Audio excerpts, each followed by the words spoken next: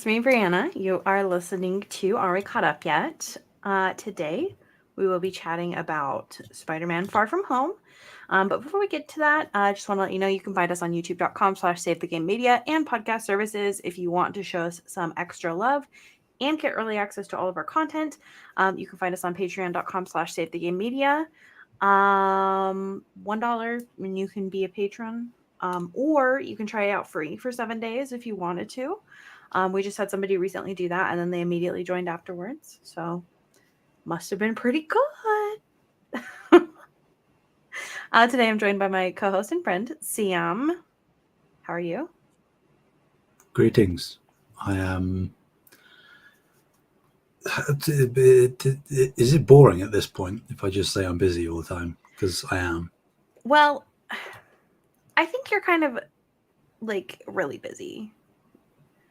I Yeah, accidentally manifested something cool, but like very busy for you. So yeah. I'm busier than usual, which I didn't think was honestly possible. So I'm running on fumes a little bit. Um, especially because but you were up late last night with our friend podcast, XR. indeed, indeed, having a little chat about the death of Xbox. Yep. Rest in peace. Fun rubbing salt in that wound for a little bit. Um, No, we had a good discussion. That was a joke. I stayed level headed and pragmatic, as we all should be in those conversations. Yeah, a bit unprecedented. Anyway, yeah, no, I'm very busy, quite tired as a result, but just playing a whole lot of video games, and doing a whole lot of writing. Um, yeah, I'm okay. How about you?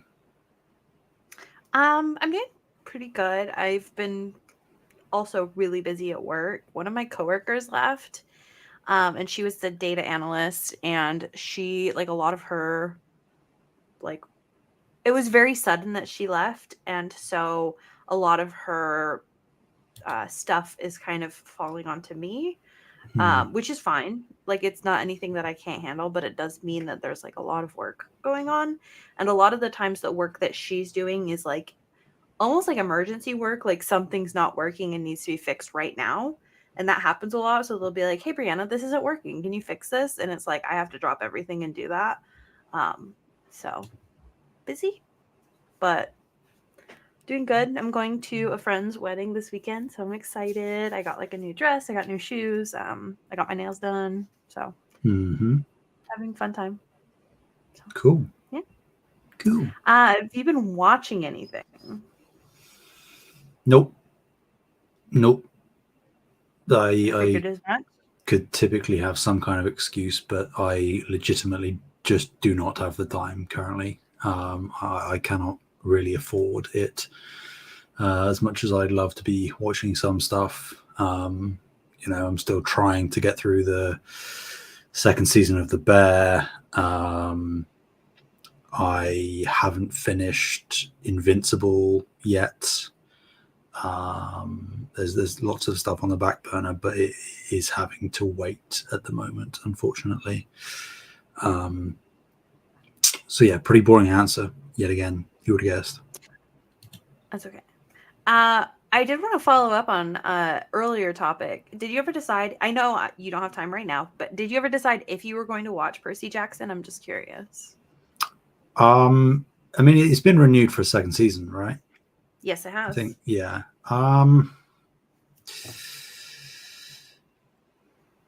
I will have to look into it a bit more. I've heard good things, and obviously it's done well enough to get a second season. I am going to need to research it and actually properly read the reviews now that the first season is fully done. Will I? More than likely, yes, but I'm by no means excited or chomping at the bit to watch it. So it will probably be a thing where, um, as the build up to a season two coming out happens, that's probably when I'll watch it. Okay. Okay. Yeah. Interesting. I figured as much, but just was curious. Okay. Well, um, what have I been watching? I don't. I've been watching The Office, Hmm. while I work though, so that like kind of doesn't count. Right. Okay. I've been watching Andy Cortez play Dark Souls 3, um, which I've been kind of going slow at because like him playing Dark Souls is like my favorite content that exists on the internet.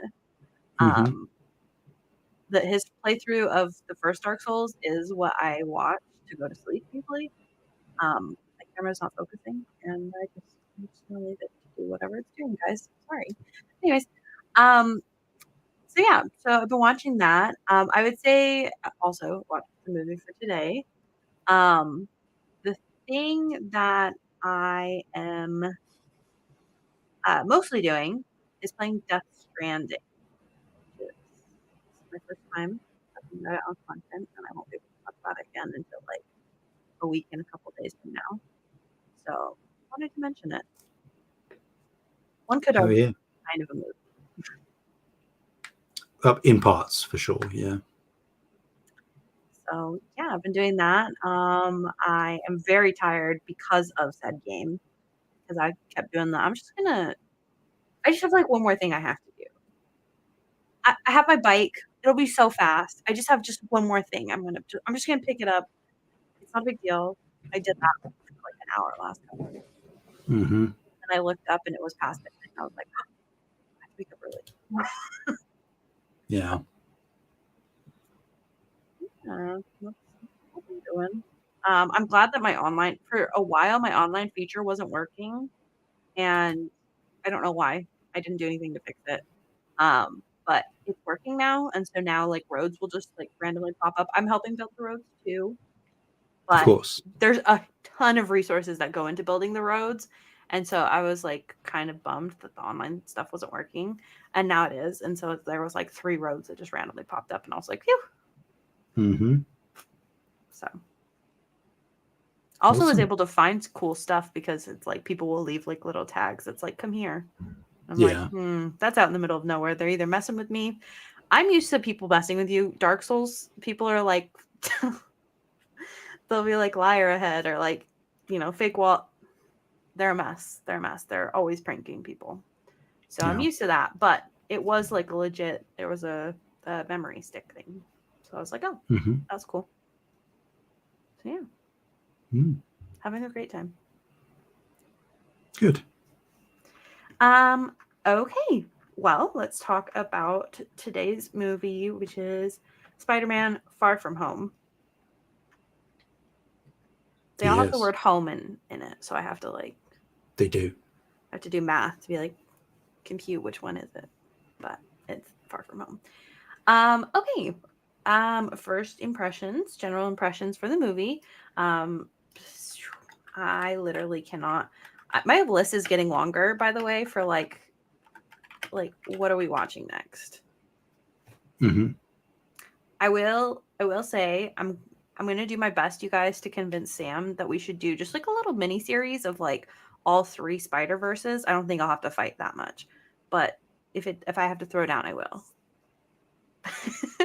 So we'll do a little mini series and then something else. But I have a bunch of ideas. I'm really excited. Where I think I don't have the exact math because I don't have like the full list of everything that we like need to watch. But I think we're almost halfway. I think we only have like a couple more things and then we'll be halfway ish. Hmm. At least according to my brain calculations. How you feel? Yeah. Yeah. I mean, it realistically isn't halfway because in terms of films we're further than that, but it's because this back end is now front loaded with shows and stuff as well, which we haven't had before. Hmm. And we also have a So couple extra movies, I believe, that we're watching that aren't like in the MCU like list. yes, So yes. So um, yeah, no, we're getting there. okay, yay! All right. Um, sorry, I got distracted on first impressions. I really had a good time with this film. I Yeah, I mean, I really did have a good time. I am like at this point, like I think almost like biased. Like Spider-Man is my bias, not to Hmm. use K-pop terms, but uh yeah, I do love Spider-Man a lot. And I thought this was another really fun film. I thought it had it was aware enough of like the events that happened before this film that it felt like it was still like a fun, good Spider-Man film, but also was aware of those events and kind of how that would affect Peter Parker and Spider-Man. Hmm. Yeah. So those are my general thoughts. What are your general thoughts? Um, yeah, it's good. I've cooled off on it since it came out, um, which is bizarre because pre-release I was probably close to being the most excited I'd ever been for a Marvel film. Um, and I still think that the film delivers on pretty much everything that it tries to do. I think there's some really cool stuff in there. Um, that being said, I think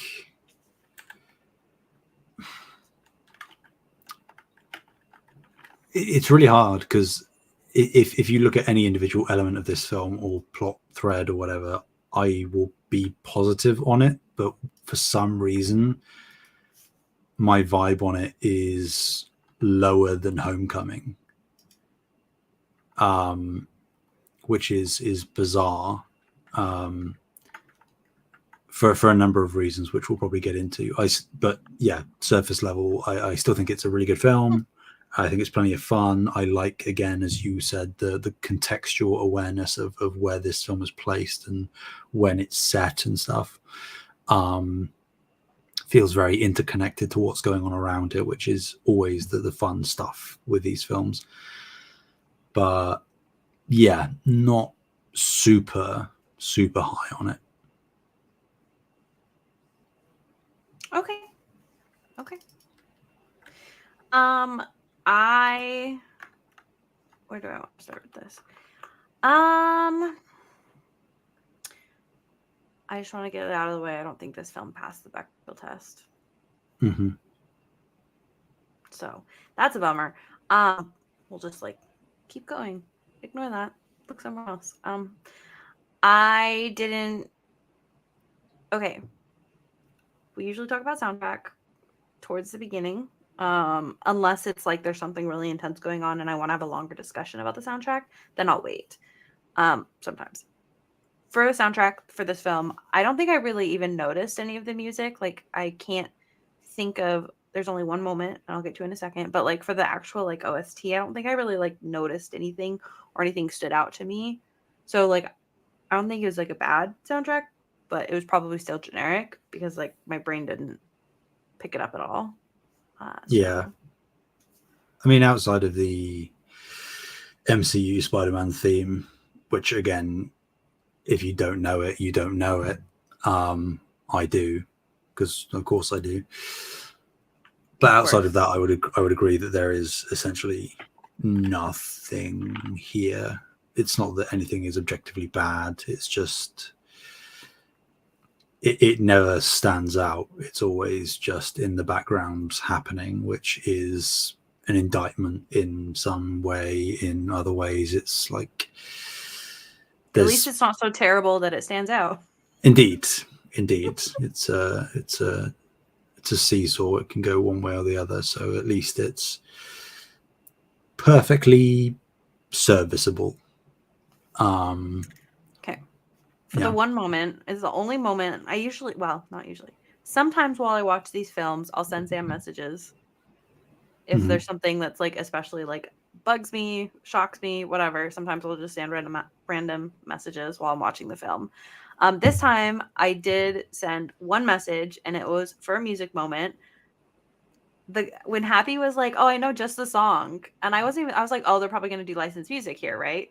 Sorry guys, my camera is still just like not in it today. Same camera. Anyways, then Happy's like, okay, I know just a song for you, right? And Back in Black comes on. And when I tell you I didn't know I could cry, who would cry at Back in Black? But I started crying like a little baby. I was like, oh my god. So in the middle of like Back in Black ping, I was just like I just started crying because like the way that he was doing everything, obviously he looks like very much like Tony Stark and it's like almost like his kid or whatever, his heir Mm-hmm. or whatever. And like that's the song that plays in Iron Man, the first one, I believe. Mm-hmm. And yeah, made me really, really, really emotional. But did you through the tears get Peter's joke or the joke that happens? No, I was just crying. You were just crying. Yeah. Yeah, well, Happy puts Back in Black on, and then Hmm. Peter goes, "Oh, I love Led Zeppelin." You know, Yeah, I don't know who sings that song, so that would go over it, my it's head. it's AC/DC that Yeah. does Back in Black. Yeah. Yeah. I don't know either band, Um, so explains why I didn't. God damn it. All of a sudden, it makes sense why I didn't understand the joke. Mm-hmm. Yeah. Yeah. Yeah. Anyways, I was crying, so I was busy. Anyways, so yeah, I did have to call out that moment because, like, really, I really did get so emotional because it was just so powerful to like see him kind of using Tony's systems to see Happy watching over him for Tony. Yeah, it was a lot, you guys. Okay, one thing I don't normally ask this, but for this one, because I had a like shocked Pikachu face moment at the very beginning of the film, what was the marketing like on this film? Like leading Um, into the release. pretty. I'm not sure exactly what capacity you're asking, but pretty tight-lipped. Um, they weren't really saying much of anything Was Jake because, Gyllenhaal in the previews? yeah. Hmm. Yeah, like in all the trailers, like he was very clearly Mysterio. Like they weren't hiding that fact. It was then for people that were in the know. It was then, well, what is this take on Mysterio going to be? Because in the trailers they show him fighting the Hydro Man dude and using like Doctor Strange spell stuff, and we're like, well, does he actually have powers? And then in one of the trailers, I remember them showing the scene where he says that he's from a different Earth, and it's like, oh, that's interesting. So they're introducing multiverse stuff. So is this a Mysterio that is actually superpowered, but maybe we might meet another Mysterio in the film that is also Jake Gyllenhaal, but is what you would typically expect of Mysterio, which is a con man and a special effects artist. But yeah, like the twist that anybody in the know would see coming a mile off, they didn't allude to any of that. The marketing was very much Spider-Man and Mysterio team up to take down the Elementals, and will Peter decide to step into Tony's shoes or not? That Hmm. was sort of what they hinged the marketing on. Okay. Interesting. Yeah, I was wondering what they did with like the marketing with Mysterio since he was like the film starts with him being like a good guy. Yeah, I mean, what like they showed, for example, the giant elemental thing that is on the bridge, towards the end of the film, Mm-hmm. but without the context and them very clearly suggesting that all of the different elemental things were going to be the main bad guys of the film.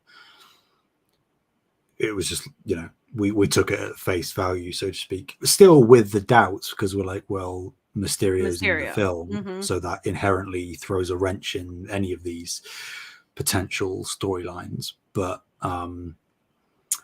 yeah, no, they understandably played it close to the chest, not only in that regard, but also because it was immediately following Endgame. Um, so I remember there was one trailer. I can't remember whether it was like the final trailer or something. Actually, no, it might have been the first trailer. There was actually a segment at the beginning of the trailer of Tom Holland, not in character, just Tom Holland, speaking to the camera, saying, "You're about to watch the Far From Home trailer. If you haven't seen Avengers Endgame, don't watch this trailer." Um, because Makes like sense. the first shot of the trailer was Peter looking up at the massive Iron Man mural, saying, "I miss him." Um, so yeah, it was a very unique marketing campaign, I think, for various reasons, which puts it in a spot that you don't really find many other films, both in terms of like the narrative content within, but also its contextual placement outside of the film itself is, yeah, very interesting. Yeah, makes sense. Okay. Well, thanks for answering my question. Sorry. I was just curious. Okay. Well, um, let's go. Let's go chronologically for this film. I think that that's good. So we start the film with Nick Fury and Maria Hill, also known as Robin Scherbatsky, Mm-hmm. investigating a storm, and then they encounter the Earth Elemental. Quentin Beck, which is Mysterio, as we come to find out later, arrives and defeats the creature. He gets recruited by Fury and Hill. Then in New York City, we have the Midtown School of Science and Technology. They're just finishing their year to go into the summer. It's basically a bunch of students who got disintegrated with the snap. Um, that one moment where they have like where like a bunch of random band kids show up and then they like run into each other. That was funny. Mm-hmm. I'm sure there were a lot of not funny moments, but that moment was funny. I mean, and also like talking about there only being one music moment, you got to admit that "I Will Always Love You" playing over a very badly edited PowerPoint presentation for the school news Yeah. with just random pictures of Tony and Natasha, and then a still image And of Captain candles. Captain America. Oh yeah, of course, and Cat with a stock photo of candles with the watermark on it and stuff like that was pretty great as well. I gotta say, because it like that's completely believable. Because I don't know like how prevalent school news channels are in the States, but they certainly aren't here. Um, that being said, well, I don't know why I'm going on this tangent, but the secondary school that I went to had a revamp halfway through my tenure, and at that revamp, we kind of instituted a school news thing briefly, and I was actually one of the presenters. So I was like, obviously this film didn't come out whilst I was still in secondary school, but it hit a particular nerve with me that I was just like, it's so authentic to what high school would be. Mhm. Yeah. Yeah. We had something we didn't do videos like that. We just had we had like the school newspaper. Mm, And then we had kids that did like announcements in right. the morning. Um that's about it. But yeah, Yeah. it does feel very like very high school. But yeah, I did love that video. I thought it was funny. Even though like it's very sad that those people are gone, but Hmm. it was still a funny moment. Okay, let's see. So the school organizes a summer field trip to Europe, which is crazy, you guys. My high school did not do that.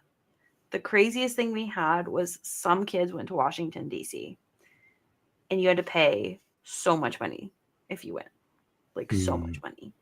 So that's crazy, in my opinion. Although I guess they are in New York and Europe is like right there in comparison, but still crazy to me. Um, so Peter Parker, of course, is going on this trip. He's still mourning the death of his mentor, and like everything is Tony Stark. Like everything is Iron Man has passed away. That must be like really hard to like know somebody, love somebody, and have that be like everywhere. Like murals, like it's on the news all the time. Like people talk about it all the time, but they don't even really know him, and you can't even like talk about it with anybody really because like nobody knows that you knew him, that you were close to, like that would be like a lot to handle Hmm. for anybody. So I do really feel for him. But he does plan, he has plans to reveal that he is in love with MJ. Hmm. I liked his plan. So like forget his friend. Like his friend was like, no, we're gonna be single. Immediately gets in a relationship. Anyways, we'll talk about that.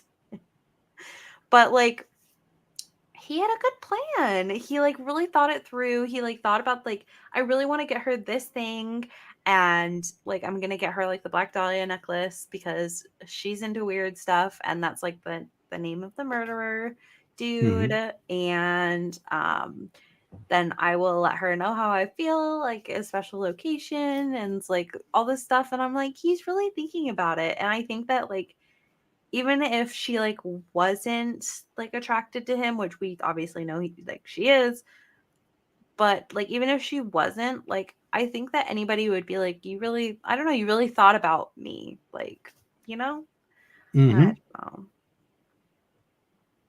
Yeah. know. What can I say? I like romance. I like romantic things. So this really was like, oh my god. Okay, so then Peter Parker and his classmates travel to Venice, Italy. On the plane ride, we have some really funny moments. I really like the teachers.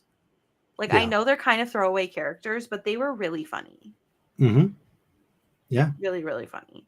While I'm thinking about it, I know it's like way ahead in the film, but the one teacher that's like, he's like, dude, you got to stop taking pictures of people in the bathroom. I'm just being nice here. I'm just helping you out. Like that was so funny.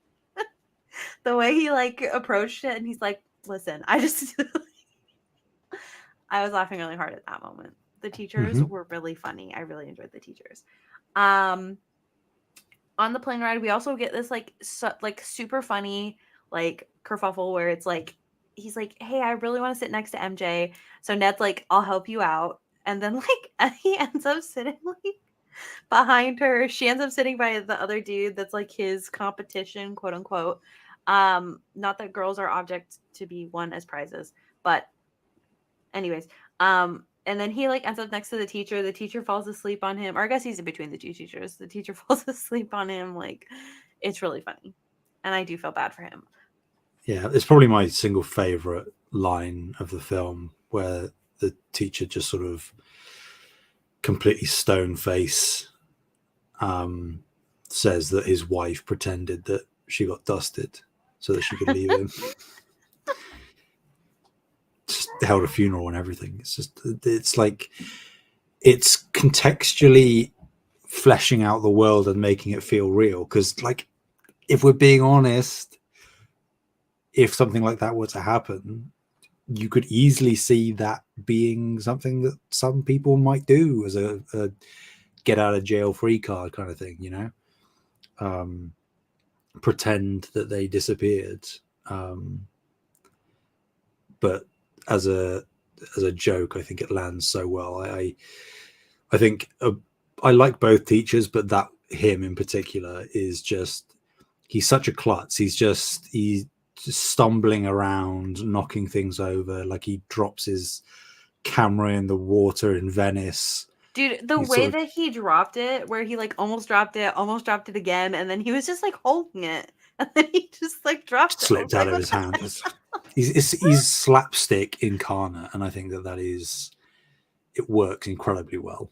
Yeah, I would agree. I think that I think they're both very, very funny. Mm-hmm. He also has like the like his whole thing where he's like, I take this very seriously. Thank you for bringing this to my attention. Like, oh my god. Yeah. The other teacher like literally is like passed out. That's funny. Mm-hmm. That's funny. Uh I will say I do have some experience with that because in marching band we had like the actually for a long time marching band we only had one teacher with us, but once the teacher switched, he had another teacher like come with him, and they were just like that. Like they were exactly like that. It's like almost like a comedy bit, Yeah. comedy duo. So good times.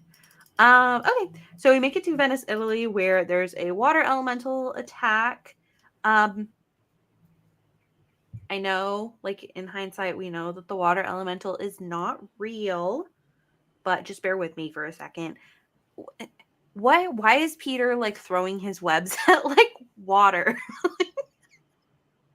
Because I he's know not he's thinking. trying, but like okay, realistically, if Mysterio wasn't there, like and it was real, he wouldn't have been able to do anything, right? Because it's not No. like webs can stop water. Like, I mean, I'm Yeah. sure that he would have been able to figure something out. Like, let's collapse a building on him and it'll squish him somehow, and that'll somehow work out because I'm a hero. But like, really, like it's water. Mm-hmm. I don't know. I thought he Yeah. was being a little silly. Had to try. Fair enough. Fair enough. So Peter Parker is working on protecting his classmates and a bunch of random people. Beck arrives and defeats the creature. There's a lot of stuff that kind of happens in there. Um, Buildings collapsing, him saving it with his webs. Repeat a couple times. Knocking himself out with a church bell.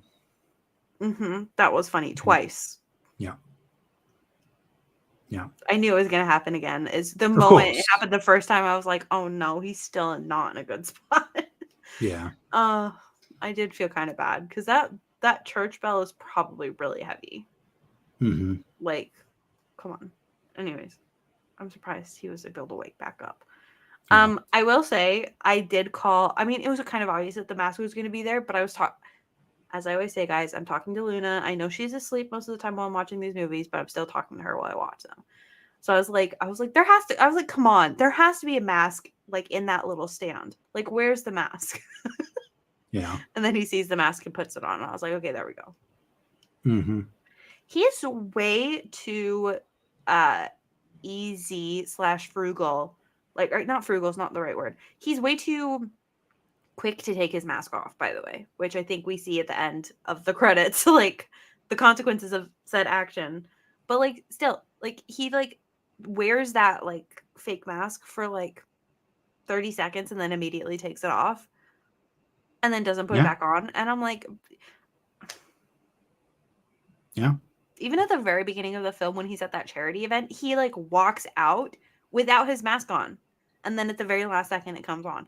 And I'm like, you're playing with fire. Yeah. Gonna get burned. Mm-hmm. Consequences. Anyways. Yeah. So we have that whole fight. They win, quote unquote. Mm-hmm.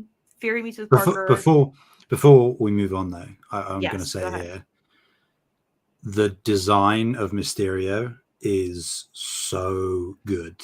It is so good. Like bar Yes. none, my favorite costume in the entire MCU to this Ooh, day. I don't know if I I agree with that one. I think everything about it is just perfect. And like preface it, Mysterio is bar none my favorite Spider-Man villain. Mm, So hence why I was so excited pre-release for this film, because okay. we were thinking, we knew another Spider-Man film was coming for years before any title was announced or casting or whatever. And I was thinking sort of like, well, it's coming after Endgame, so like what are they going to do? And then the first trailer came out, and I like, even reflecting on it now, having seen the film so many times and knowing all the plot beat for beat, it's still a bit bizarre for me to process that there has been a full theatrical blockbuster Spider-Man film where Mysterio is the main villain. Because like no other Spider-Man film thus far had Mysterio in it. Granted, technically we haven't had a Vulture yet before either. But to see Mysterio realized in such a way in live action, I just didn't really think they were going to go there, because he is a pretty out there villain. Mm-hmm. Obviously, they kind of very cleverly tweaked exactly how his shtick works here. But still, I thought it was a very bold move. And yeah, like I'm so in love with it. If I could have a full scale costume of any MCU suit, it would 1000% be Mysterio. You're telling me you're looking at that cape, you're looking at the fishbowl with the swirling stuff, you're looking at the gauntlets and all the intricate golden design, and you're looking at the green chest plate and stuff. Like, come on, it's just chef's kiss. I did enjoy his design, and I will say I much so I've only experienced Mysterio twice, one in the video games and one in this film. I will say I much prefer this version of him to the video games. In fact, I would say I dislike the video game version of him because I didn't like those trials, and yeah. So I mean, but that's not the character, though, is it? It kind of is, because he made him. But did he though? Did he? Yes, We're getting because into he's spoilers for annoying. Spider-Man 2 here. Well, no, but he didn't though, did he? Because the whole reveal at the end of that thing, and it was actually the two people doing all the stuff behind him and just using him as a front. Using the illusion of him as a front. That's Still their don't twist. like it. Spoilers for Spider-Man 2. On a very small side piece of the story. Yeah. Still don't like it. Regardless, I did really like this version of him. And I also really liked the casting. I think that Jake Gyllenhaal is like really incredibly charismatic in this role. Yeah. And he does like a really great job playing the like, oh, you must be having such a hard time. Like, let me be this like help to you. Like, I don't know. He just like the way that he like embodies this role. Yeah. He bodies it. I don't know why I'm asking this, but oh no, have you seen the film Nightcrawler? No, didn't think so. How did I know something like that was coming? Yeah, it's Gyllenhaal in the starring role, and it's essentially about a freelance photojournalist. And I mean, slight spoilers, I guess, for a decade-old film.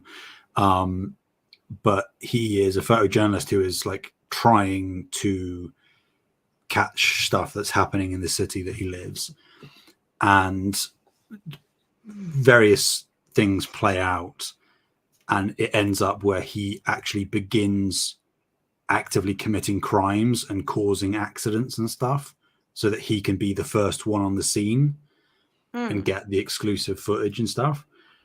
And the way that the film spins it is that he's a very personable guy to begin with, being very approachable and trying to help out and be a yes man.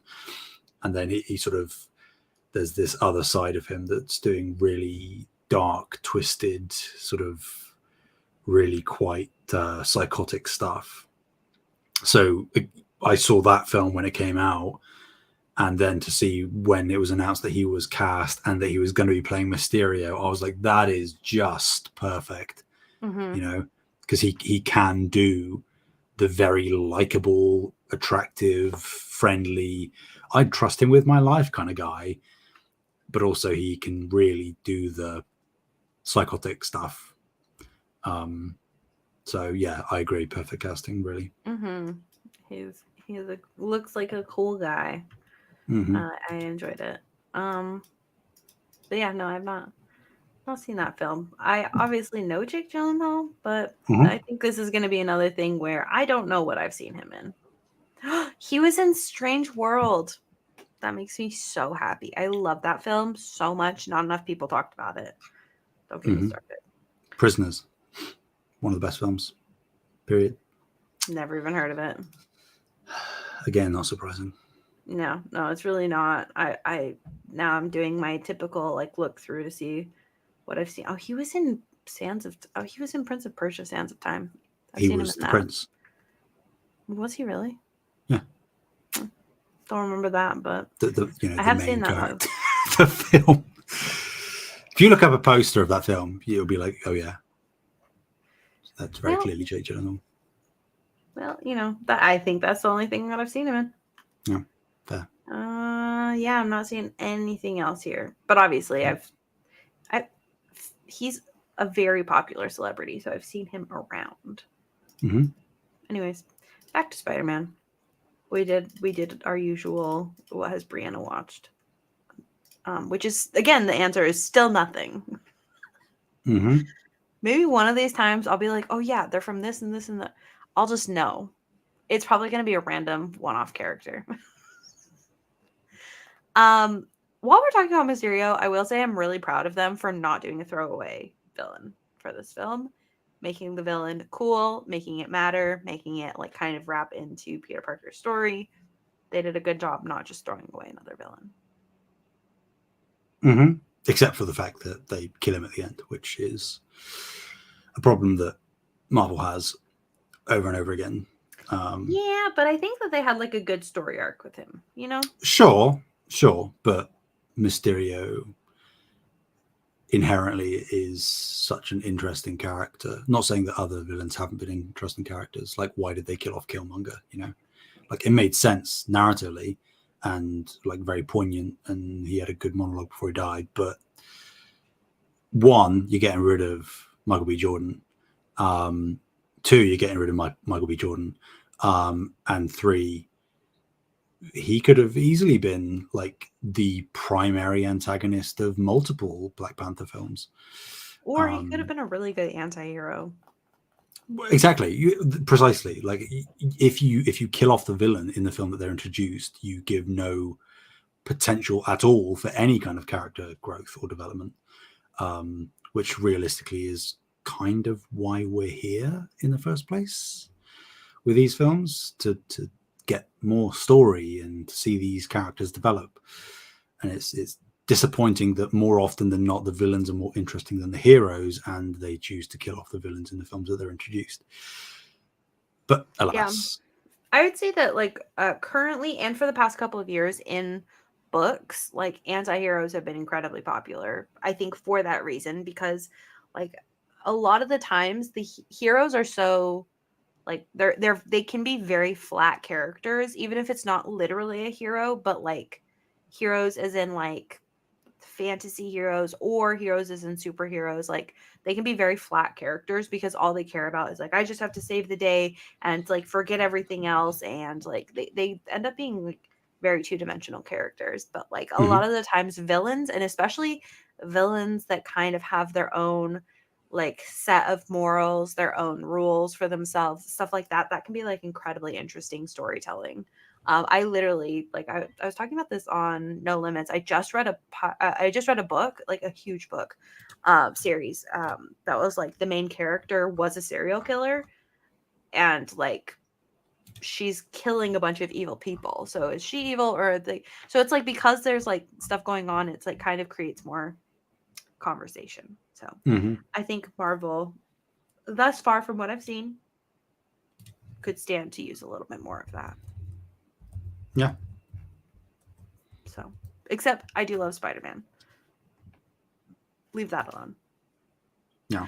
I will say, like, there was a prime moment to mention Hobie. They were in London. I know that this isn't like Again, Spider-Verse, but like couldn't we just get like a small reference? no, that's not how these things work. Please. No. I love Spider-Verse so much. I'm wearing my Spider-Verse shirt right now from the concert tour. It was so good.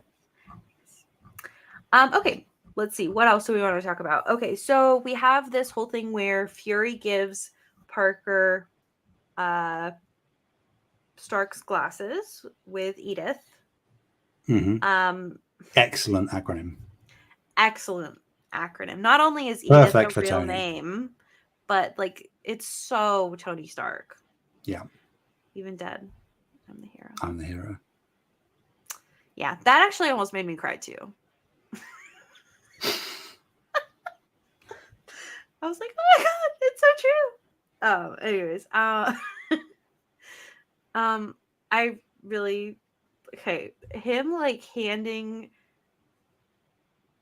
him getting the glasses and the way that he kind of handles it, I do really truly think that like his whole logic of like, well, maybe he wants me to pass it on to somebody else. Like I do think that that does track. Like he's like Tony would think of stuff like this. Like, you know, I think his logic tracks. I don't think that it was the right decision, but I do think that like I really enjoyed like watching him kind of come to that decision and the way Mm. that he like thinks things through. I do also think that he was a little, which again, he's very young. Like the way that like people act around him, like you need to do this, you need to, like him saying like I'm just a 16-year-old kid. Like he's literally just a kid.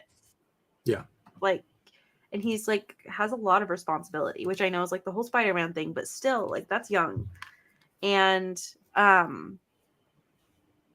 I think like him, he was very quick to get rid of it because he does just want to be a kid. Like he really does just want to be a kid.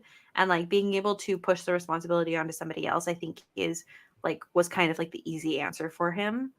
But Mm-hmm. also does kind of track with like, well, Tony would know what I would think and this would be fine. And I loved that whole like storyline. Yeah. Anything Yeah. to say about Edith besides the best acronym ever? I have stuff to say, but I'm going to save it till later. Okay. How did you feel about the acronym BARF? Again, perfectly Tony Stark. Yeah. And like we technically aren't there yet, but because you brought it up, I might as well say it.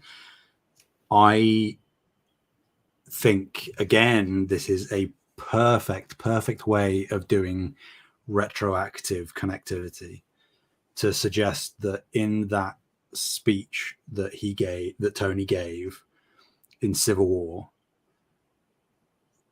to have retroactively Quentin present and for it to be essentially his idea, for Tony to sort of commandeer it, make a joke out of it, and then for him to become vindictive, and that's the whole reason for all of this, really, is so good. Like it's realistically a minor detail in the film. Like it doesn't really affect anything, but the fact that it's there just makes it that much better. And not that I've ever like consciously done this, but whenever I've then rewatched Civil War, as I do often because it's my favorite of the films, it is nice to not necessarily again in the moment, but to think canonically somewhere just behind the curtain, Quentin's going like, "What did he just call my thing?" You know. That stuff is fun to me. That's what I'm here for. I like that stuff.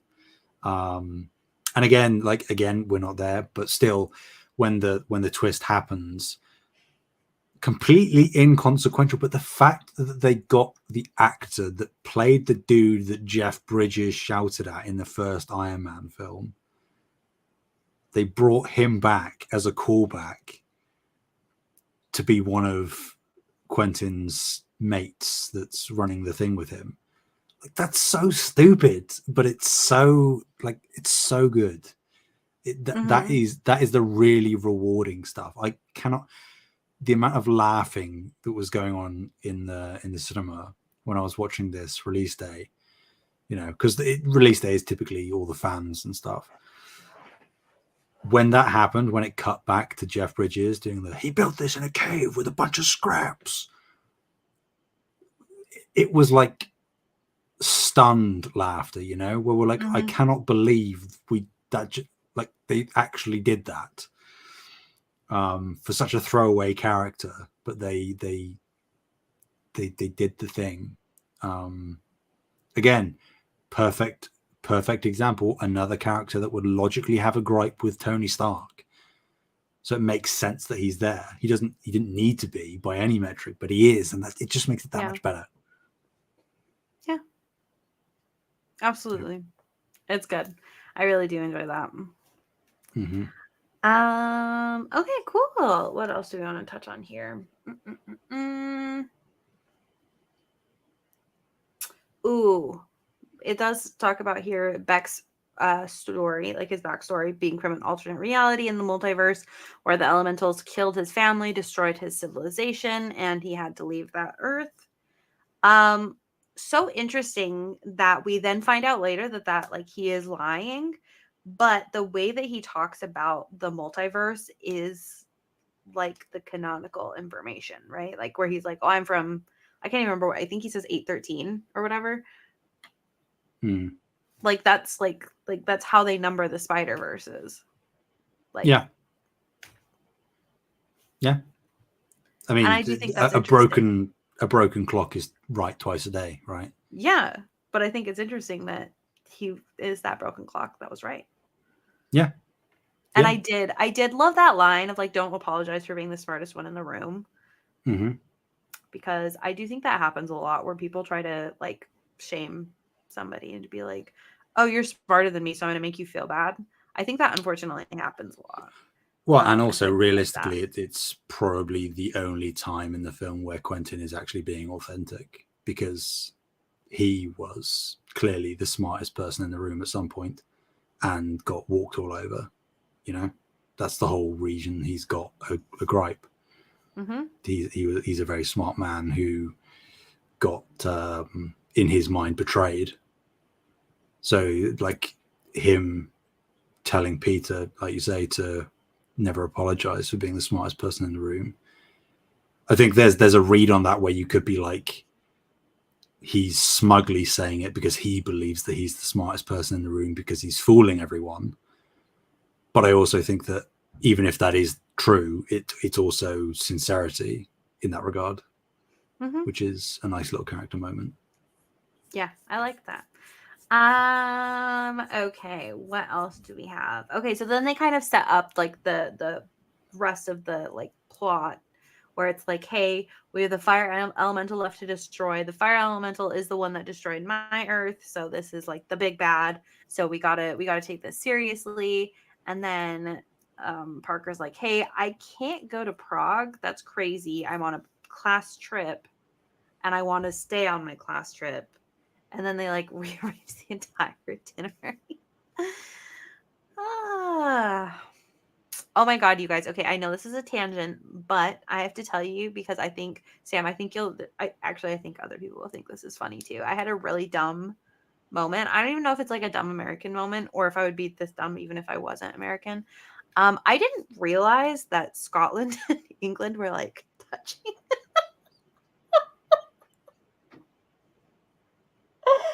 So I was like looking and I was like, oh, you can take a train from London to Edinburgh or Edinburgh or whatever.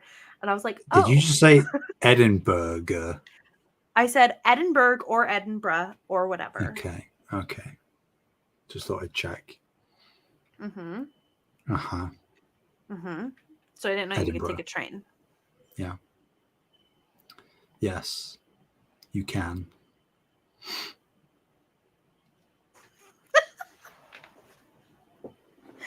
So Take a train to Wales as well.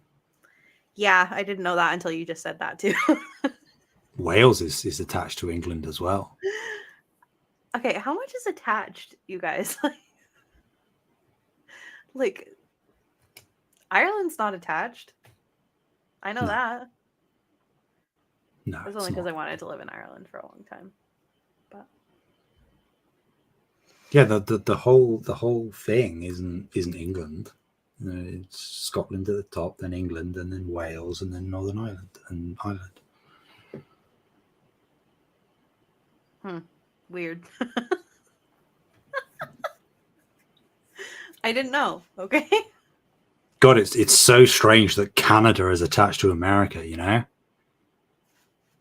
I mean, to be fair, I didn't know. Like, literally, like a couple years ago, realized that Idaho touches Canada.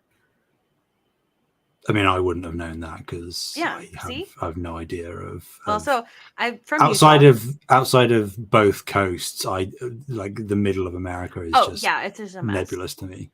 Oh yeah. No, I agree. I agree. But I lived for 24 years of my life in Utah, and the state directly above Utah is Idaho. So like I was there and I like didn't realize. I was like, "Oh, like Mm, Canada's like right there." So I should have known is what I'm saying. yeah. Yeah. The moment I realized, I was like, "Oh, you could take a train to Scotland." I was like, "Oh my god, I'm so stupid." So, speaking of traveling around Europe, uh, Yeah, but then like technically that doesn't even have to be correct. Like, I can take a train to Paris if I want. yeah, but that's like England a and weird train. yeah, I mean it's underground, Have but you taken that train? I'm scared of that no, train. I don't think I could. no. Well, I mean it's not just pushing through water. I know that. Actually, I think I'd be less scared if it was. What? Because like it's under the water, like it could like what if it like something happens? I'm scared.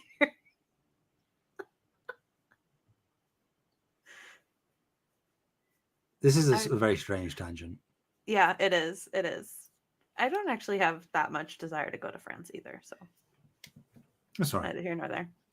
Okay, well, that was a tangent because he was talking about going traveling around Europe, and I was like trying to because I think I'm gonna go on a trip to Europe here shortly, and I was like Mm. looking at trains, and I was like, oh my god, there's a train.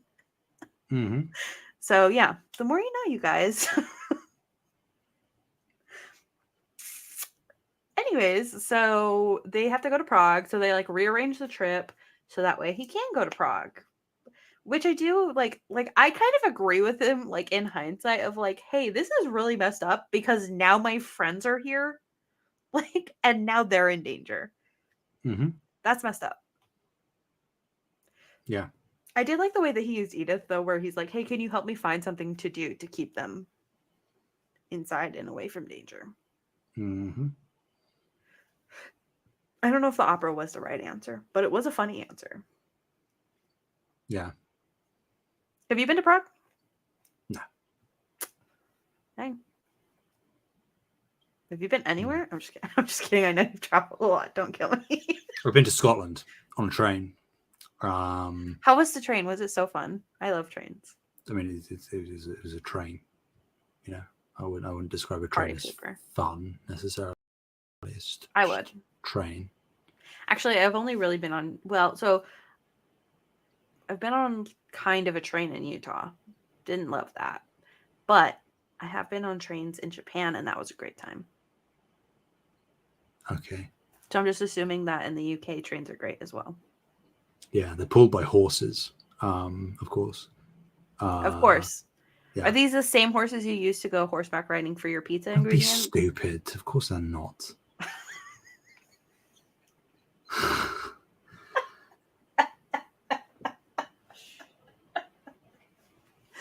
Okay, guys. Um anyways, so we have an interesting dilemma here where it's like, hey, we're going to help you so that way you're here. All of the obstacles that you've told us like have now been eliminated, but now your friends are in danger, so now you have to help. Mm-hmm. Um and has to be Night Monkey. Night Monkey. So dumb. Um. So yeah. Is there anything you want to kind of say about like that section before the fight? Nah, not really. Not even the little train ride where he almost murders his love rifle. Actually, he almost murders his entire class because of the way that he handles it. But still, Yeah, no, not particularly. It's sort of a fun little scene, but nothing really of consequence necessarily. okay. I do also like the moment where the rival dude comes into the little area and he's like getting undressed. He's like, "It's not what you think." Mm-hmm. That would be Again, incredibly awkward. exactly what teenage boys would do, probably, if they were both vying for the same girl. It would sort of make sense to do something I like that. agree. But like also him saying it flat out, like, "Hey, I'm also interested in her, so you know I have to show her." I don't think that anybody would say that. I think that he would say, "Oh, I won't show anyone," and then go up behind their back and say and show them anyways.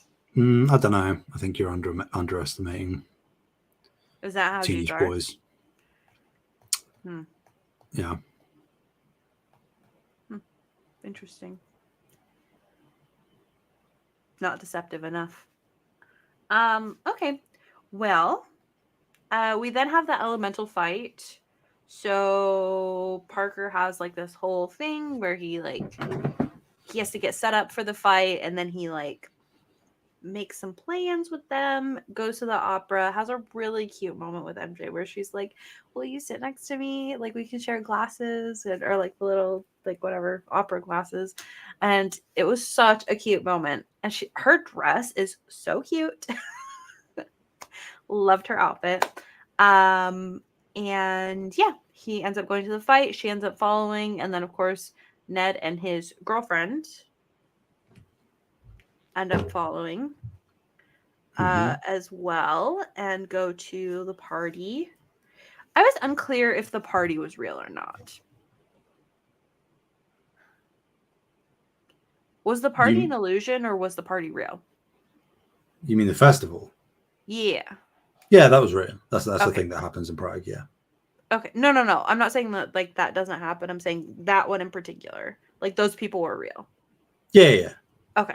Okay. Yeah. Just making sure.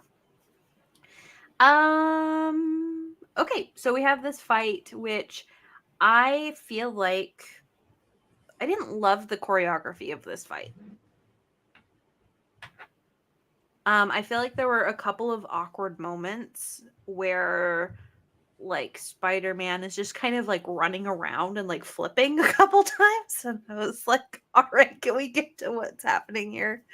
Didn't love the choreography of this fight, but that's just like a small nitpick. Uh, but yeah. I think it's really interesting that he didn't see MJ during the fight because I thought he would. But he doesn't see her, and then she ends up picking up the little gauntlet thingy. Yeah. Well, I mean, I think it's a very it's an intentionally awkward fight.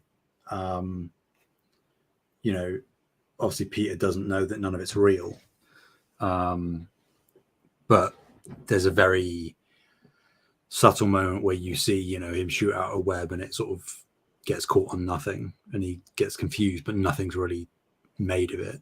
It's not really called out in the moment. The fight just carries on. I agree he gets very flippy, but then I guess it's sort of when he thinks that there's fire being thrown at him and massive jets of burning stuff. The part where I it's suspension of disbelief, obviously, but you would have thought that Peter would have been able to tell that there wasn't actually any heat near him, unless, of course, the drones are capable of producing Well, heat. there was real fire, right? So they were using fire somewhat, but I don't think Yeah, that enough that it would be that's like that's what I mean. Where like there's this massive molten thing right next to me. I don't know that they would have been capable of replicating that. But anyway, like in the moment, I can understand him being a little out of his depth. but yeah, like it's very performative. You know, Mysterio does the big like Super Saiyan charge up, sacrificing himself thing because he wants to put on a show above all else. Yeah, no, it's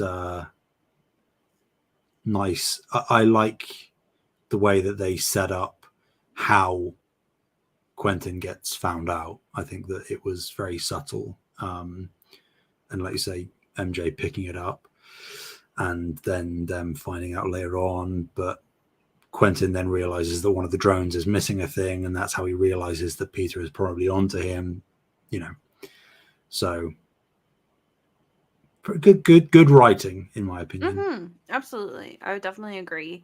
Okay, so then we have that whole scene where he's like, "Hey, I think that the right answer would be that like Stark wants you to have this or whatever." Like, I don't think he would have wanted him to have it. He would have wanted Peter Parker to have it. But I think him saying like, "I think that this is the right decision because I'm the one that has Edith." I loved that moment. I really thought that they connected. I understand that it was like for fakesies from Beck, but I did really enjoy that moment. And then especially the moment after where like everything starts to dissolve and you're like, oh, that's like such like a shocked Pikachu face moment. I mean, it is, but it only works if you don't know Mysterio's shtick, right? Like, because if you know Mysterio's shtick, what I think it works and even I do. like I don't see how once that scene starts, even if like the film is trying to suggest to you that Mysterio might be legit despite what you know from the comics or from other iterations or whatever, but this version might actually be legit.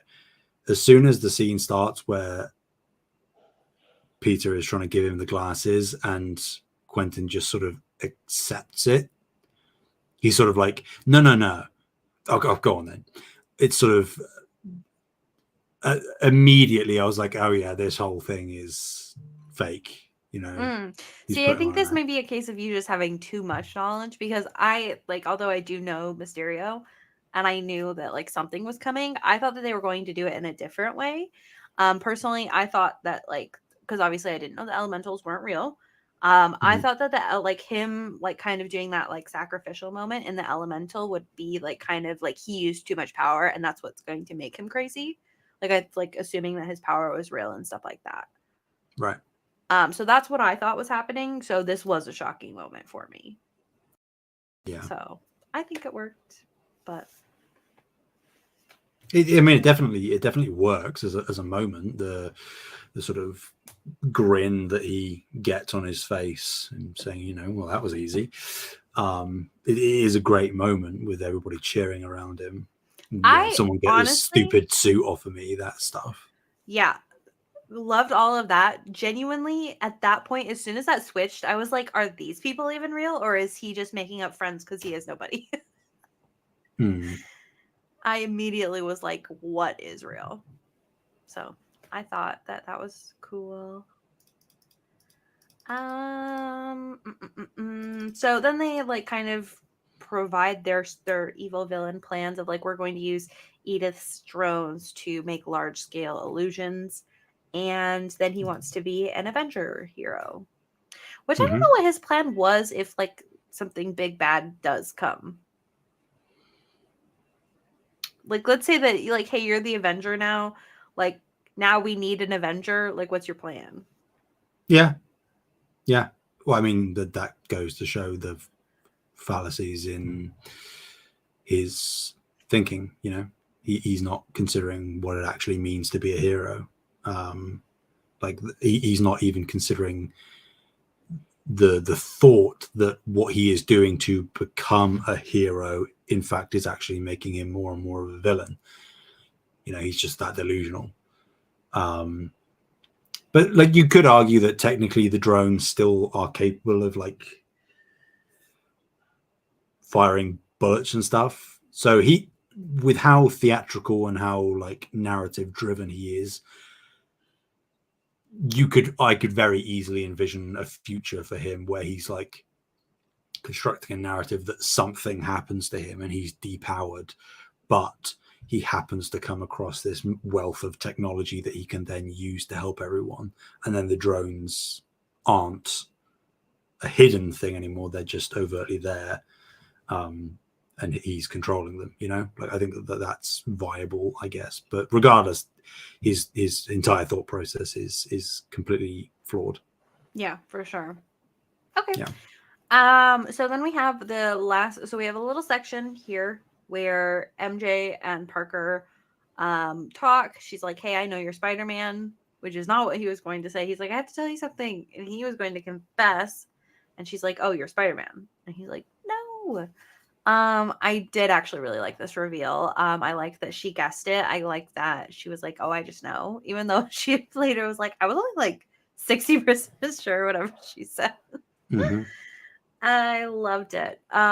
So they have the little conversation, and then they kind of figure out, hey, this whole thing was fake, and yeah, now I have to go save the world. Yeah. Any thoughts on this little slice here?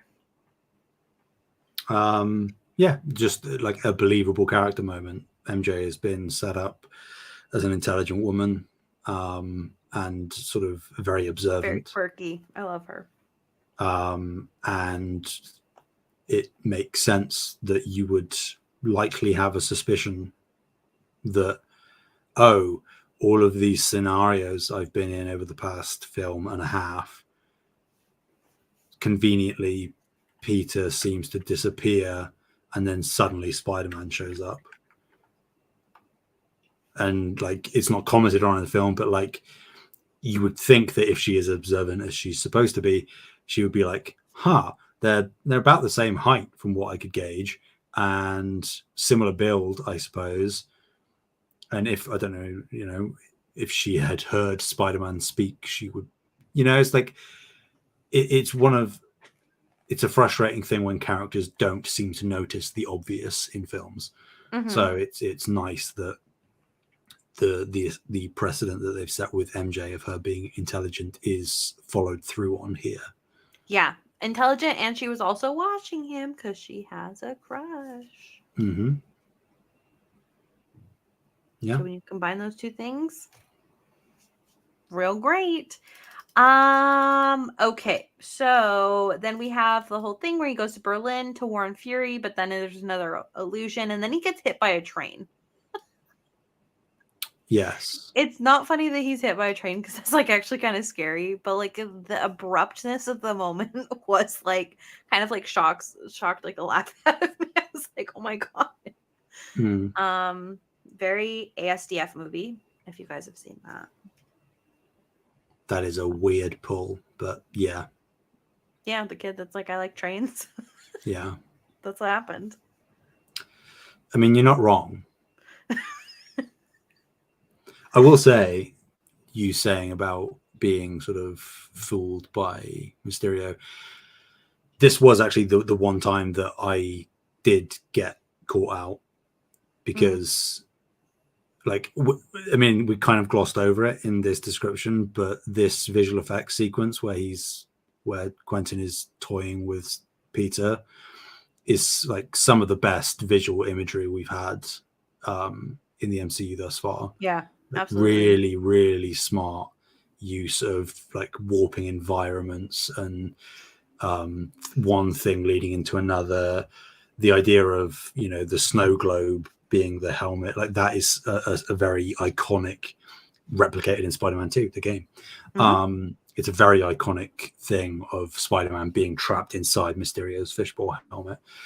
So to see that replicated, and the whole thing of like, Tony would have been disappointed in you, and then like a skeletal Iron Man breaks out of a grave. Like, it's just really, really good stuff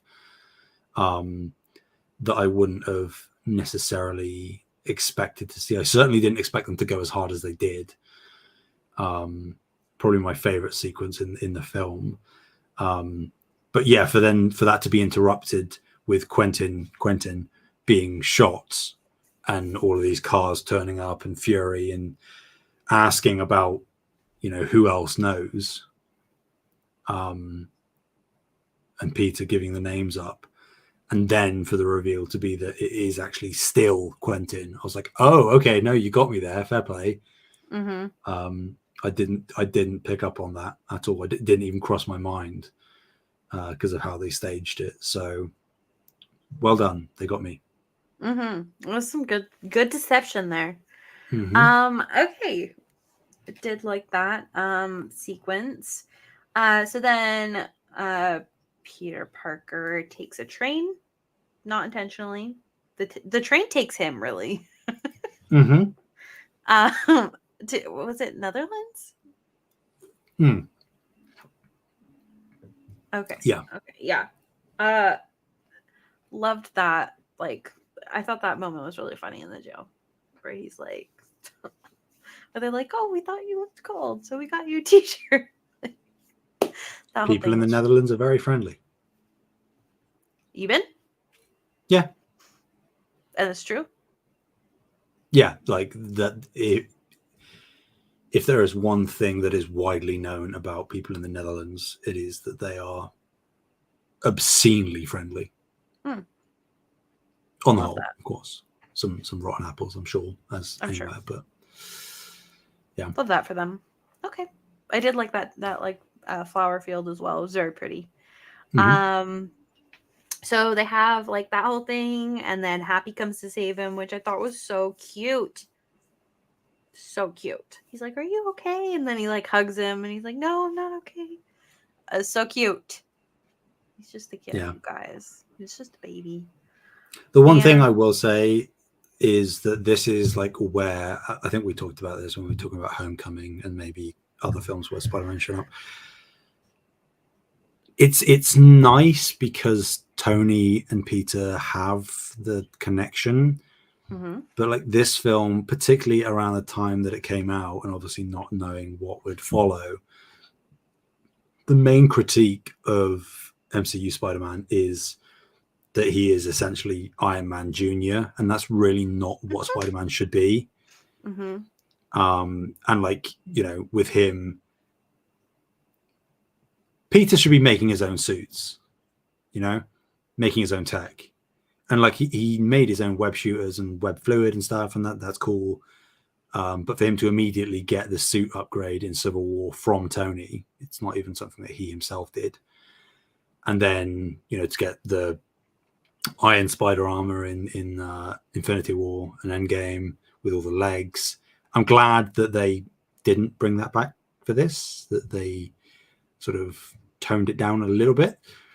But for him to, use all of Tony's stuff again, narratively makes sense, emotionally makes sense, falling off of Endgame.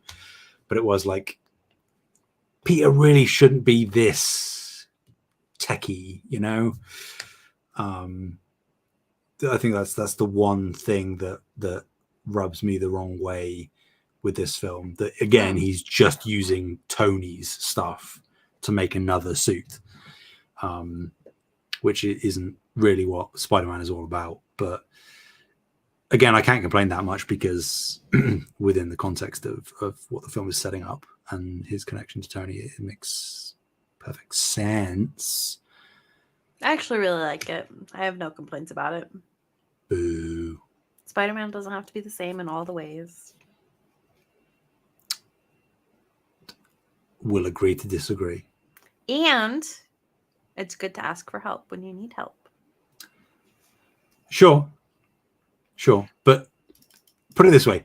Peter seems relatively incompetent without the tech that Tony has provided, which is not great. If he didn't have the upgraded suit, and then if he didn't have the tech to make this new suit, he'd be a little bit screwed. So maybe, but I don't think that like with the story that they've set up, that like Tony Stark would leave him stranded like that. Oh no, again, like I said, narratively and contextually it makes perfect sense, but I think that it doesn't align with what Spider-Man really is all about as a character. Peter Parker is an everyman, he isn't the tech billionaire. He is a genius, but he does not have the finances or the support or the resources. He is the guy that can't pay rent on time, because he's out saving people. He is the guy that is bumbling and trying to make a job out of being a photographer at the Daily Bugle and taking criticism from J. Jonah Jameson. That's what Peter Parker is, historically. And I think that, yes, different interpretations are allowed, but I think that when you are essentially shoveling most of what Peter Parker in this iteration is as a character underneath Tony Stark's shadow and trying to make him a pseudo replacement in some form, which again is what the whole narrative theme of this film is about, is will he fill Tony's shoes or not?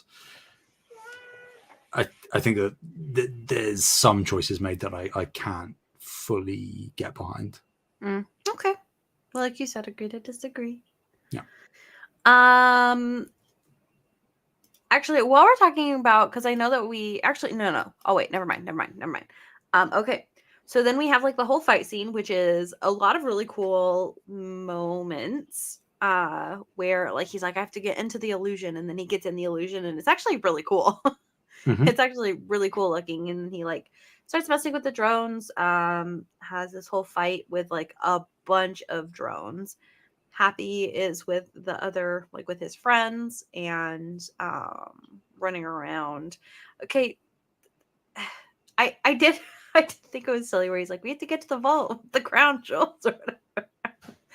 I was like, all right, sure. I mean, that's a real thing, though. Yeah, I know, but like also like, wouldn't it be more guarded than that? I mean, when a giant, supposedly, according to the public, real threat is attacking Tower Bridge, I wouldn't necessarily put it past You the think they would guards to, abandon their to post? maybe run. Hmm. Or, I mean, like you saw Royal Guardsmen like opening fire on Yeah. the Elemental, so I don't think they would have necessarily gone far, but I can understand them not being like at the doors to the vault, Yeah. Yeah. For sure. Okay. What else? Okay, so then we have like going back to Peter Parker. He's like fighting with the drones, and then eventually he like smashes through like this bridge thing that Mm-hmm. Beck is standing in, and then he starts to fight him. He's like, he does like a whole illusion tunnel thing. Oh, I loved this moment. This moment was brilliant where he's like, oh, I have to trust like his spidey senses, which they Peter call it Tingle. the Peter tingle. And I was I was with him where he's like, can we stop calling it that? I was like, can we stop calling it? Makes me uncomfy. Um, Yeah, I just a comment as well. Like I again, relating back to the other illusion sequence, I love how they're sort of like doing a Western standoff essentially, mhm. and Beck just puts the illusion up, and it's just a fully black corridor that just rushes towards Peter, and there's the green smoke that sort of flows along very quickly behind it, Mhm. and like the noise cuts out as well. Yep, Like it just goes. it does. It's like, oh, that's perfect visual and audio design. Yeah, And him being in his element where he's like, I just gotta trust myself, closes his eyes and he's like fighting and he like knows where everything is. it starts flipping, Oh, and just the drones come out of nowhere and get ripped apart. Yeah, great you know stuff. what would be so funny though is seeing it from like the other end and like nothing, like if there was like like nothing was happening and he's just like flipping over nothing. That'd be really funny. I know that's not what Spider-Man's having a happened, seizure up there. but that would be funny though. Yeah. So yeah. Yeah, I think that like he actually like fights Beck, but then it's like not Beck, but he knows it's not really Beck. Just another deception uh from Mysterio. And yeah, then he dies. Mm-hmm. Um Peter does get control of Edith again, and that's kind of the end of the film. No, he does not. This is something I have said for years, ever since this film came out, and nobody talks about it, and it infuriates me. But it is so blindingly obvious if you pay attention. And this isn't suggesting anything. Like, to be 100% transparent with you, we have not seen Quentin Beck since this point, Yes. right? I wholeheartedly believe that one, Quentin Beck is not dead, and two, that Peter does not have control of Edith. Interesting. Okay. Because if you consider, the film makes it abundantly clear when Peter gives the glasses to Edith that there has to be a vocal passing of the torch. Peter has to tell Edith that Quentin is going to take the glasses, and he has to confirm it. Yeah, but he is the owner of the glasses. Yeah, but so wouldn't Tony Stark set him up as like, you're the default user, and he's just adding a user? I don't think so. I don't think so. Wow. I can definitely see what you're talking about happening, but I don't know if I agree. I don't see Tony setting up access to his tech and a massive drone army and having it be a case where there can be like multiple users at a time. You know? I don't see him setting it up so that way Spider-Man can't take it back if he messed up. I don't know. I think that is the consequence, that Peter was too trusting and too haphazard. That's the sort of the whole sentiment. And put it this way, even if your argument does hold merit, like, which it does, the whole thing about Mysterio is that he is actively deceiving people. There's deceptions within deceptions. But wouldn't he be able to tell with his Spidey senses? With his ear tingle? Again, maybe. But Peter actively asks Edith if there are any more illusions going, and that if he's dead. Right? Yeah, but I think that's like in confirmation, not in like I need to know kind of thing. Sure, but Peter does need to know. That's why he asks, because he isn't sure. I don't agree with you, but that's okay. That's okay. Because if put it this way, I think you're just on copium right now. Beck, before he died, had a version of him dying on the floor and then was completely invisible, right, as his true self before he got caught by Peter. Who's to say that that one isn't also an illusion, and that Beck, with his support and all of his help, could very easily have programmed Edith to go along with whatever Peter was saying. Like, I as fallible as Beck is, and as in over his head as he is, he's very clearly a very smart man. So I still like the crux of it is that I just can't get over the fact that there was no vocal passing of control back over. Because, and again, your point holds weight, but you have to assume that Peter could still regain control just by putting the glasses on and speaking. Right. But then you also my argument would be as well. My argument would be, why does there have to be a vocal transfer of power if Peter can take it back whenever he wants? Like, because he's giving permission to somebody else. So if you're imagining like let's say users on a computer, right? Like the main user has to create the guest profiles, right? Like, I mean, sure. Or even like a Netflix account, right? The main account has to create the guest profiles. I think we're kind of comparing apples to oranges in that specific scenario there. All I'm going off of is the fact that one, Mysterio is all about illusions and deceiving people, and he has everything to gain by framing Peter as a villain that killed him, get a message out that warps the narrative, and disappear, supposedly, right? Yeah. So that he could either return as a full-blown villain, or he comes back and he's like, I'm here to save the day again. He tells the person who was running all the drones for him to take the data. So there must be a plan of some kind that is in place. Mm-hmm. So he has everything to gain from that. And also, I'm going off of the fact that the film inherently tells us in one of the earlier scenes a critical error on Peter's part is vocally giving control of Edith and having to confirm it to Beck. So, like, again, there are assumptions either way, but I think that there is evidence enough and enough to Yeah. speculate on that suggests that everything, as in other parts of the film, might not be as it seems with Beck dying. I don't think you're wrong, and I definitely think that there's like a possibility that you could 100% be right. Like I think that all of your logic tracks. I just don't think that that's the case. We'll see. Yeah. It will be one of the most validating things I've ever experienced if at some point they're like, Jake Gyllenhaal's in the next Spider-Man film. I'm like, well, here we go, boys. I told you. I've been saying it for years.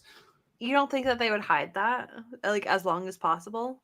I mean, yeah, but like, you know what I mean? Like whether it was leaked or a set photo, something would happen where the news would get out. I guarantee it.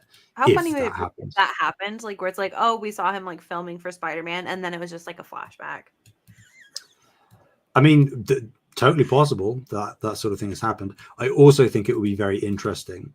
We'll talk about it when we get to one of the films later down the line, but there were like set photos and stuff of specific people or specific costumes, and the internet was ablaze, and we're like, well, these people are in the film. And even though those things were there, the studio was like actively denying it and having the people in interviews being like, yeah, like legit, we're not in the film. And they were, but like, despite all of the evidence saying that they weren't, so that there was a shred of doubt of like, well, maybe the photos are edited, and I think that if they were to ever bring Mysterio back, that would be another perfect ploy, very fitting with the character as well. Yeah, to be like, you may have got a set photo, but that's very Quentin Beck, I like that kind of almost meta game that's going on if he ever does come back. Okay. Do you have anything else you want to say about the actual film before we get to like the post-credit stuff? I think so. Okay, so we have two post-credit scenes. The first one, well, I guess one is mid-credits and one's post-credits. So the mid-credits is J. Jonah Jameson of the Daily Bugle broadcasts some doctored footage from the London incident where Beck frames Spider-Man for the drone attack, like you were saying, and his death before literally telling the world who he is, like his name, his photo. And like his shock in that moment was so funny. But like also, how are they going to handle that? Like I don't know enough about Spider-Man, but from my very, very, very little knowledge, I have not seen this kind of storyline happen where people literally know who Spider-Man is. Mm-hmm. Yeah, it's happened a few times in the comics,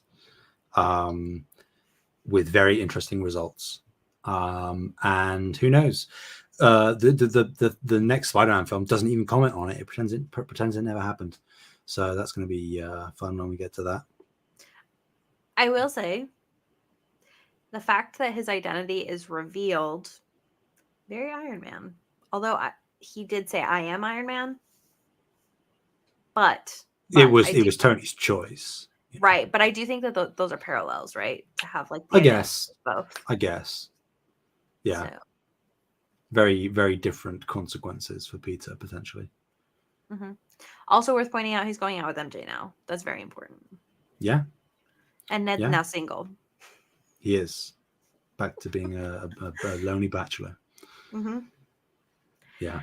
Okay, so then we have the post-credit scene. Before Okay, go ahead. this, contextually, you will Mm-hmm. have no knowledge of this yet. Okay. Obviously, from playing the Spider-Man games, you are vaguely aware of J. Jonah Jameson. Yeah, is he the same person every time? What do you mean? Like, is it the same actor? Because it sounded like the same voice actor. Or do they all just have the same voice? No, I mean it's just like a general vibe of the character. Like the voice The actor in the angry. games isn't that actor.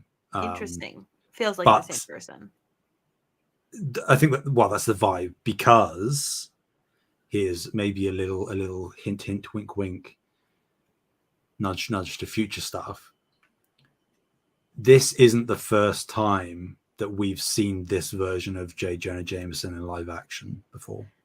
Oh, interesting. So he was probably in one of the other Spider-Man films. That's my guess. Maybe. And the reason that J. Jonah Jameson obviously has existed in comics far longer than any of the film iterations, with a distinct visual style. But really, the actual like characteristics and persona of the character really got ingrained because of this actor.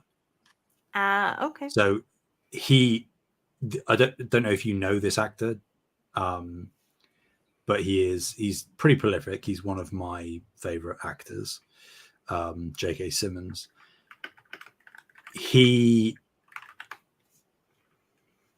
If you ask anybody that knows who J.K. Simmons is, who J.K. Simmons is, if you ask anybody what his most famous role is or his most iconic role, it's J. Jonah Jameson. Interesting. Oh, he's in Spider-Verse too. He is, as J. Jonah Jameson. Mm-hmm. Yeah. He's also in Chip and Dale Rescue Rangers, in case anybody was wondering about that. I wasn't. There's a TV series called The Daily Bugle he was in. Mm-hmm. All right. He's in Ghostbusters, Afterlife. I'm just saying, oh, he was in Infinity Train. That's a fantastic show if anybody hasn't seen that. He's in The Stand. Invincible. He's in he's in Brooklyn Nine-Nine for one episode. Really good episode. Yeah. Have you watched Invincible? I've seen the very first episode because Okay, I watched the thing with the creator, with Greg Miller interviewing him, right, or something like that. Going through here, I really have not seen much of his. Oh, he's in SpongeBob SquarePants. Okay. Whiplash, one of my favorite films of all time. No idea what that is. That's disgusting. Yeah, there we go. Okay. Oh, he's in Phineas and Ferb. I've seen him in Oh, he's in Korra. I forget he's Tenzin in Korra. That's where I mostly know him from, is Tenzin. Yeah. Yeah. No, he. This was a very big deal. Him coming back, because as far as I'm aware, it's the first time that an actor from a non-MCU film reprised the role in an MCU film. Yeah. If that makes sense. So Yeah, that somebody sense. from a different Marvel iteration of any film has shown up in the MCU, not only as a character, but as the same character. Not the same character, because obviously it's different universes, but you know what I mean. Yeah, I do really like him. I think that he's an incredible actor. So He is. I like this, that he's back. He's also in Jennifer's Body, which is a good film. And also they made him more of like an InfoWars person here, which is fun. Mm-hmm. Far more fitting, far more contemporary. Yeah, for sure. Than just a newspaper editor, because that's a bit outdated now, isn't it? Really. Yeah, I also thought it was very fitting that he really liked Mysterio, who's obviously the villain. He's like the real hero, whatever. And I was like, oh my god. As we know, J. Jonah Jameson despises Spider-Man for no real reason. He just doesn't like Spider-Man. I know, isn't So that so great? yeah. I really did like the little Daily Bugle things from the video game where you could just like listen to him complain about Spider-Man. It was pretty funny. Hmm. Um, I very much enjoyed that, and I also Yeah. enjoyed this as well. Like him being the way that this was revealed was really funny to Hmm. me. Yeah, I really like his character, even though he's kind of a hater. I love the idea that he's such a hater that he's a hater of Spider-Man across like all universes. Like all the Yeah. multiverses, he's just like such a hater. Hmm. It's his only personality trait. Okay, post-credit scene. We have it revealed that Fury and Hill are actually Skrulls. It's Talos and Soren, and Fury is actually it looks like on vacation. I don't know what he's doing. He does say, "Where's my shoes?" which I thought was funny. He's in space.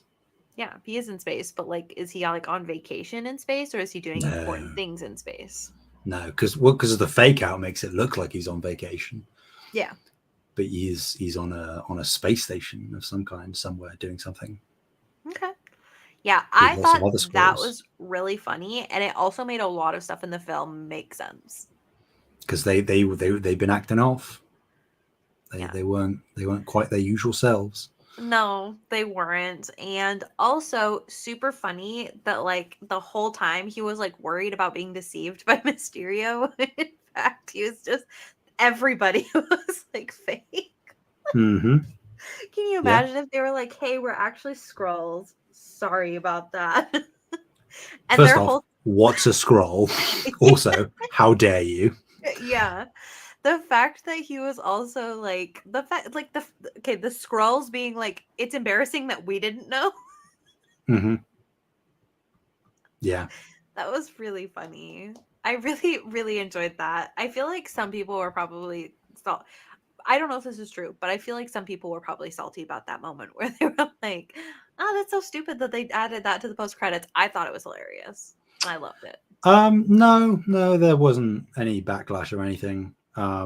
Some people said that like it felt a little out of place, but I don't agree with that because I think that there are subtle seeds, but seeds nonetheless planted throughout the film that show that both Fury and Hill are acting a little out of character. Mhm. Um, so and also like I just particularly like Ben Mendelsohn is just such a personable actor. I love his accent. I love the vibe that he gives off. It's like because it's Australian and he's got all of the prosthetics on. Mhm. The way that he plays the character, it's just he's so like nonchalant about stuff. Mhm. He's like, oh well, this happened, and we really need you to come back, Nick, and all that stuff. It's just I don't know. It really works for me because it's so strange seeing an alien, not only an alien, but like an alien, the leader of an alien race, just be so completely laissez-faire about stuff that Mhm. it's funny to me. It's great. I love it. I really enjoyed this. So, interested to see what Nick Fury is actually doing, Mm, but that's for another time. I yeah. do think that we are officially done with phase 2, right? That's the last one. Phase 3. Phase 3, excuse me. Phase 3. We're Yes, done. indeed we Finished. are. Congrats, On to guys. We phase did it. 4. We did it, you guys. Can you believe it? The biggest phase yet is ahead of us. Um okay. For this, actually two things, one ranking and two what's next. So what's your ranking? Hmm. Ranking. That is a good question. I have your list up Uh, here if you need. I should have my list. I have my list. So let's see. I if my list is correct and up to date, I don't know whether you have them numbered I do for keep your ease. I do. So looking 9 should be Ragnarok. Yep. 10 should be Avengers, 11 Homecoming, 12 Mm-hmm. Guardians of the Galaxy. Mm-hmm. Is that correct? Yeah. I am going to put Far From Home. May sound sacrilegious. I'm putting it at number 12. Okay, so above Guardians, below Homecoming. Yes. Interesting. I think Okay. that there is an argument that I can make to put Guardians above this, but I just vastly prefer Guardians 2 anyway. And I think that whilst I adore Mysterio, I think he's executed very well here. And a lot of individual moments are either heartfelt or funny or visually really, really compelling. I kind of like the lower stakes, more grounded vibe of Homecoming. And I think that what they did with Vulture in that film as a villain and Michael Keaton's performance just, I think, speaks to me a little bit more. That's why. But they're neck and neck. Okay. Cool. Well, do you have any guesses? Top 5, top 10, top 15? What do you think mine is?